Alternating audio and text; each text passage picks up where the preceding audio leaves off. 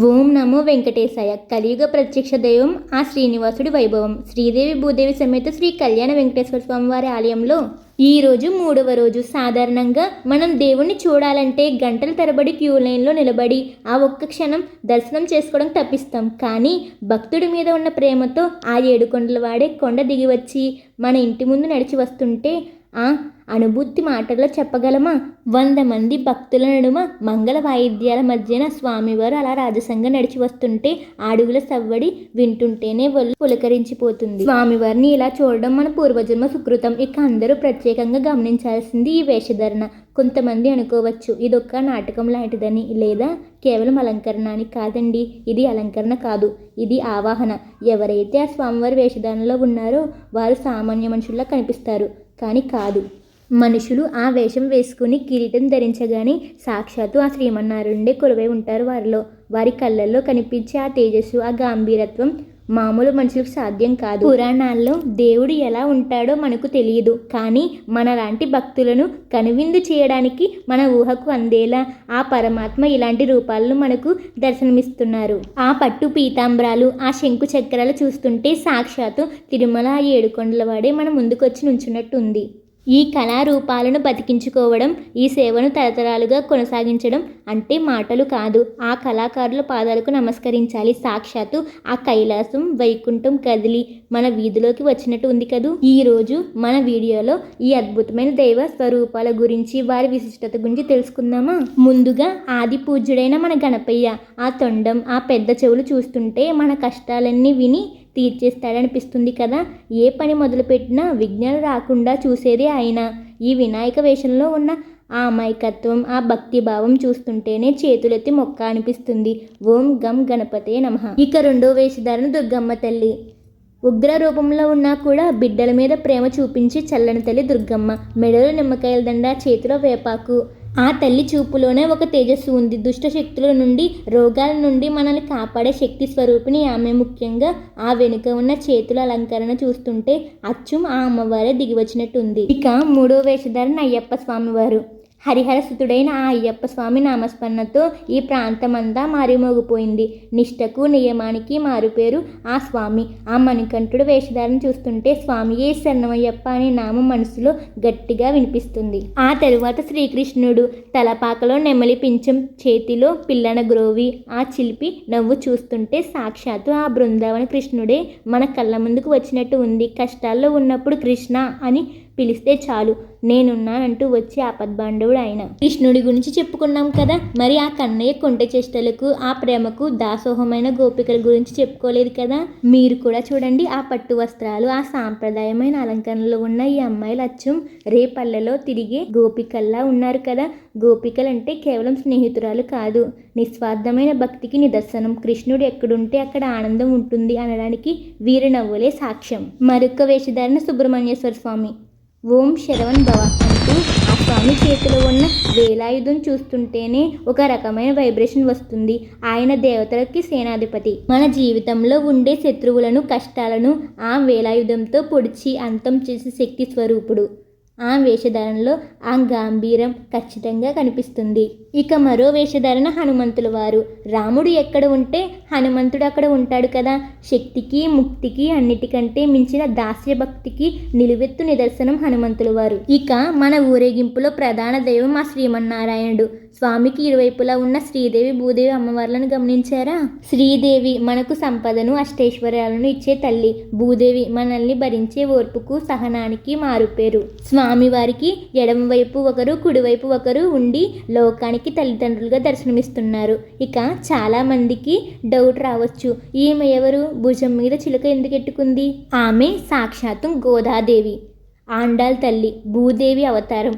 ఆమె విశిష్టత ఏమిటంటే స్వామివారి కోసం కట్టిన పూలమాలను మొదట తాను ధరించి అద్దంలో చూసుకుని ఆ తరువాత స్వామికి సమర్పించేది. అంతటి గొప్ప ప్రేమికురాలు ఆమె.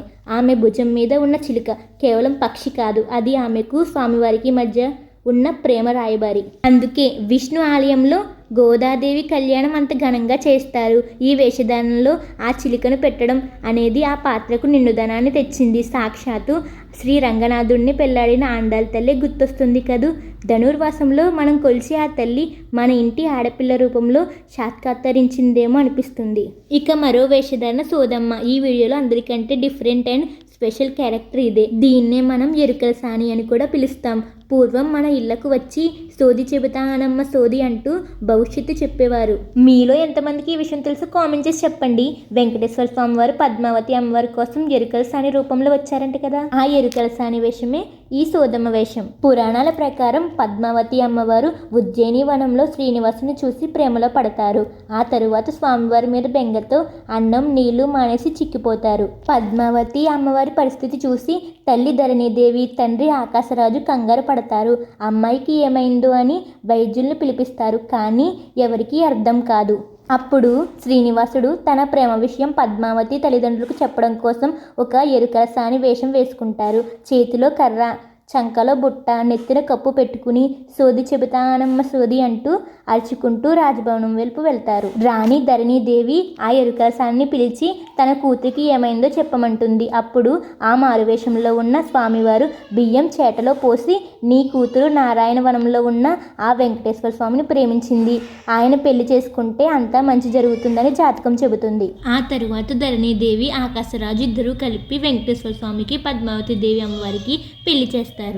సాక్షాత్తు వెంకటేశ్వర స్వామి వారే ఆ రూపంలో వచ్చి పద్మావతి అమ్మవారిని పెళ్లి చేసుకోవడానికి మార్గం సుగమ్యం చేరుకున్న అద్భుతమైన ఘట్టం అది. అందుకే కళ్యాణ ఉత్సవంలో స్వామివారిని అమ్మవారిని కలిపిన ఈ సోదమ్మ పాత్రకు అంత ప్రాముఖ్యత ఉంది. ఇక మరో వేషధారణ బలరాముడు. పురాణాల్లో రామ లక్ష్మణుడు ఎంత ఫేమస్, కృష్ణ బలరాముడు కూడా అంతే ఫేమస్. కృష్ణుడు మాయ చేస్తే బలరాముడు తన బలంతో రక్షణనిస్తాడు. ఈ ఊరేగింపులో కూడా కృష్ణుడు పక్కనే బలరాముడు నడుస్తుంటే ఆ ద్వాపర యుగం నాటి అన్నదమ్ముల అనుబంధం కళ్ళ ముందు కనిపిస్తుంది. ఆయన చేతిలో ఉన్న ఆ నాగలి కేవలం ఆయుధం కాదు, రైతుకి వ్యవసాయానికి ప్రతీక. శాంతంగా కనిపిస్తారు, కానీ కోపం వస్తే ఆ నాగిలతోనే భూమిని కదిలించగల శక్తివంతుడు. ఆ రాజసం ఈ వేషధారణలో స్పష్టంగా కనిపిస్తుంది. ఇక మరో వేషధారణ చంద్రముఖి. అచ్చం రాజుల కాలం నాటి నర్తకిలాగా ఎంత అందంగా అలంకరించుకున్నారో కదా. ముఖ్యంగా కళ్ళు గంగల ఎంత సాత్వికంగా ఉన్నాయో. ఆ చీరకట్టు, ఆ పెద్ద బొట్టు, ఆ నగల అలంకరణ చూస్తుంటే అచ్చం చంద్రముఖిలాగే ఉంది కదా ఆ అమ్మాయి. ఇక మరో వేషధారణ పూజారి గారు. మనం గుడికి వెళ్తాం, దండం పెట్టుకుని ప్రసాదం తీసుకుని వచ్చేస్తాం. కానీ ఉదయం నుండి రాత్రి వరకు నిష్టగా ఉపవాసం ఉండి ఆ స్వామి సేవలో తరించడం అంటే మామూలు విషయం కాదు. ఆ అబ్బాయి చూడండి పూజారి వేషంలో ఎంత బాగున్నాడో కదా. ఊరేగింపు అన్నాక డప్పుల చప్పుడు ఎంత ముఖ్యమో మన సాంప్రదాయమైన కోలాటం కూడా అంతే ముఖ్యం. ఆ కోలాట కర్రల శబ్దం, ఆ తాళానికి తగ్గట్టు వేసి అడుగులు చూస్తుంటే ఎవరికైనా కాలు కదపాలనిపిస్తుంది. ముఖ్యంగా ఈ వీడియో హైలైట్ ఏంటంటే చిన్నపిల్లల కోలాటం. సాధారణంగా పిల్లలు కార్టూన్ చూస్తుంటారు లేక ఫోన్లో బిజీగా ఉంటారు. కానీ మన ఊరి పిల్లలు చూడండి ఎంత చక్కని సాంప్రదాయమైన దుస్తులు వేసుకుని ఆ కోలాట కర్రలను పట్టుకుని ఎంత లయబద్ధంగా ఆడుతున్నారో. వీరిని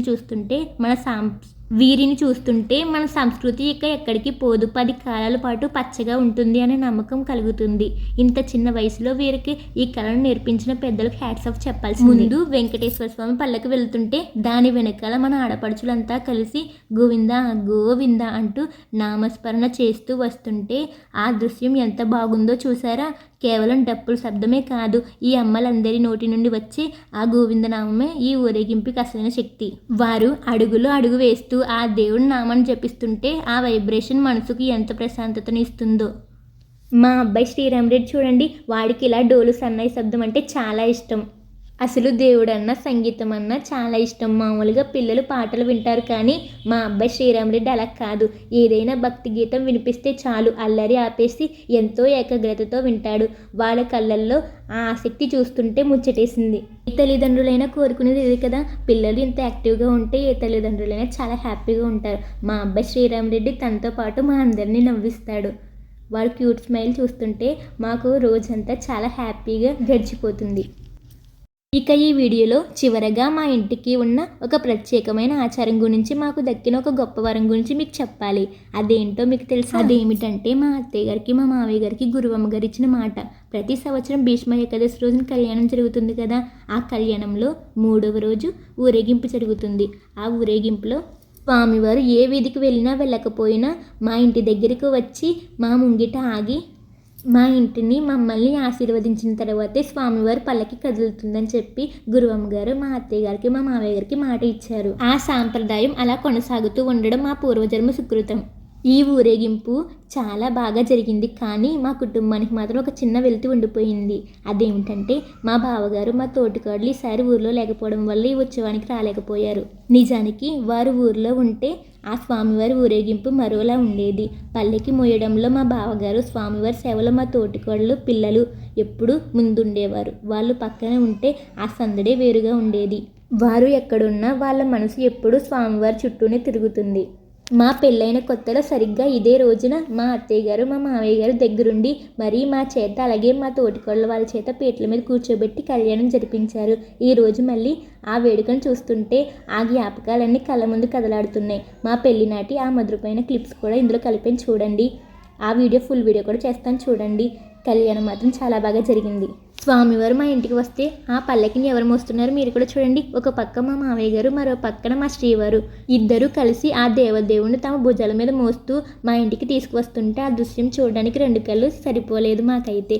మా మావయ్య గారి నుండి వచ్చిన ఆ భక్తి వారసత్వం మా వారికి, మా బావగారికి అలాగే మా కుటుంబానికి ఎలా వచ్చిందో చెప్పడానికి ఇదే నిదర్శనం. ఆ స్వామివారిని తన భుజాల మీద మోసినందుకు మా శ్రీవారు అలాగే మా మావయ్య గారు, మా బావగారు ముగ్గురు చాలా హ్యాపీగా ఫీల్ అయ్యారు. ఇలా మా కుటుంబం అంతా కలిసి దేవుడి సేవ చేసుకోవడం నిజంగా ఒక మధురమైన జ్ఞాపకం. మీ ఇంట్లో కూడా ఇలాంటి ఆచారం ఉంటే కామెంట్ చేసి చెప్పండి. పెద్దల మాట, దేవుడి మాట ఎప్పుడు తప్పు అనడానికి ఇదే నిదర్శనం. మా ఇంటికి వచ్చిన ఆ స్వామి మీ అందరి ఇళ్లలో కూడా సిరి సంపదలు కురిపించాలని కోరుకుంటున్నాను. మా ఊరి భీష్మ ఏకాదశి వైభవం మీకు నచ్చితే తప్పకుండా లైక్ చేయండి. మా సాంప్రదాయం నలుగురికి తెలియజేయడం కోసం షేర్ చేయండి. మరిన్ని వీడియోస్ కోసం మన ఛానల్ వెంటనే సబ్స్క్రైబ్ చేసుకోండి. ఓం నమో వెంకటేశాయ.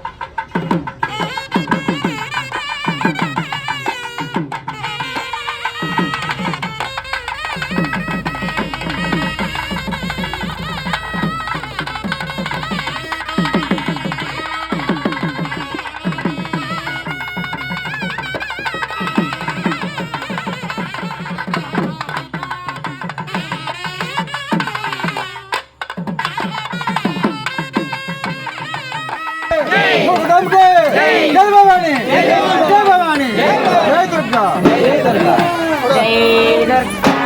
జై దుర్గా